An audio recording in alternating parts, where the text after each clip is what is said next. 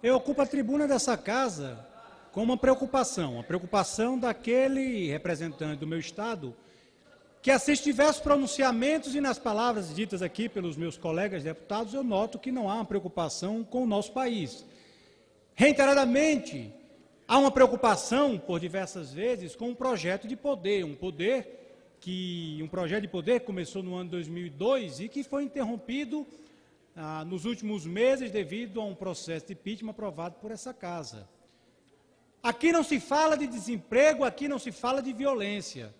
E quando se analisa um país, a primeira coisa que tem que se pensar é como é que está esse país, como é que ele foi entregue, quais são as responsabilidades que cada partido tem sobre os resultados econômicos e financeiros do Brasil. Por que nós não devemos aqui fazer a meia-culpa e dizer que o governo que aí está, que apenas é o Dilma II, porque é o mesmo governo, afinal de contas, Michel Temer era o vice-presidente da Dilma Rousseff. Eu vou interpretar como a Dilma II, a continuidade. Continuidade que melhorou, porque nós tivemos no primeiro trimestre a melhora de 1% no PIB do nosso país. Nós tivemos pelo quinto período consecutivo, a queda da taxa básica de juros. Mas é um país com 14 milhões de empregados. 14 milhões de empregados não surge da noite para o dia. É uma continuidade de governos que destroem a economia do país e que geram milhões de empregados nas ruas do país. E na hora que você tem um desemprego, na hora que você não tem a renda, na hora que você não tem a mão acolhedora do governo, o que é que gera? Gera violência.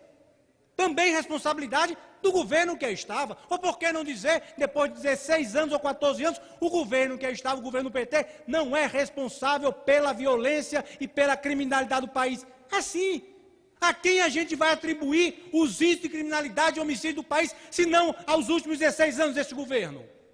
Nós temos que jogar a responsabilidade a quem é o responsável. E por que nós não trazemos dados? Para não ficar em palavras vazias, em discussões políticas, em talvez defesa de um governo, acusação do outro, porque isso é o que eu tenho visto muito, palavras soltas ao vento, tentativa de voltar ao poder, se é que alguns ainda acreditam que antigos líderes de alguns partidos conseguiriam ser eleitos numa eleição direta. Eu, particularmente, não acredito, mas eu não sou o dono da verdade, pode ser que eu esteja enganado. Mas o que a Constituição Federal hoje determina é que, no caso da vacância dos últimos 2 anos do mandato de um presidente, haja uma eleição indireta. E eu, particularmente, não defendo que, no momento de clamor nacional, nós venhamos a mudar o texto da lei maior que a Constituição Federal. Ela pode até ser mudada, mas ela não pode ser banalizada dia após dia, se muda, bota para lá, bota para cá, e no momento de uma comoção nacional, até porque nós estaremos apequenando a nós mesmos.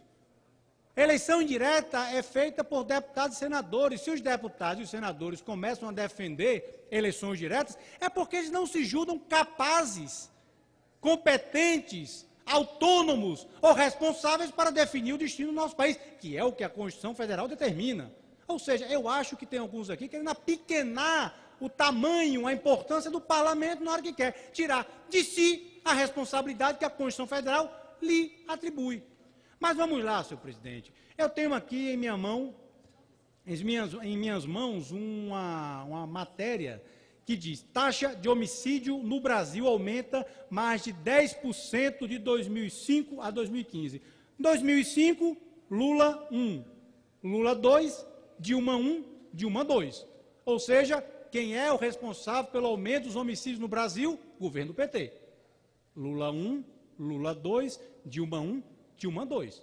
10% de aumento nos homicídios do país. E aí, lamentavelmente, eu tenho que fazer aqui um reconhecimento que não me traz, óbvio, nenhuma responsabilidade, mas que eu tenho que usar o tempo da liderança para falar que a média do Brasil aumentou em 10%, mas, infelizmente, a média do Rio Grande do Norte, ela aumentou em 200% o número de homicídios. Nós tivemos no Rio Grande do Norte, já de janeiro a maio de 2017, 1.017 homicídios. Em 2016, foram 792 homicídios, ou seja, houve um aumento de 30% no número de homicídios Cabo Sabino. Vossa Excelência, que é ligado à área da violência, é vizinho ali no Ceará. O Rio Grande do Norte teve 30% de 2017 a 2016 em aumento do número de homicídios. De 2016 para 2015 foram 21% de aumento no número de homicídios.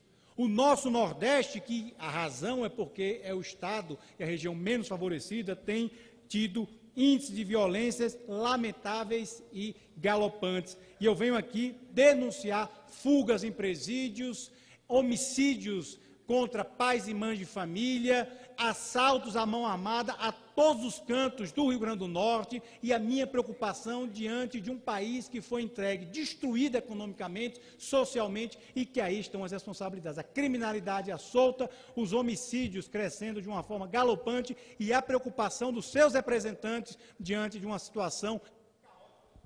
Muito obrigado, deputado.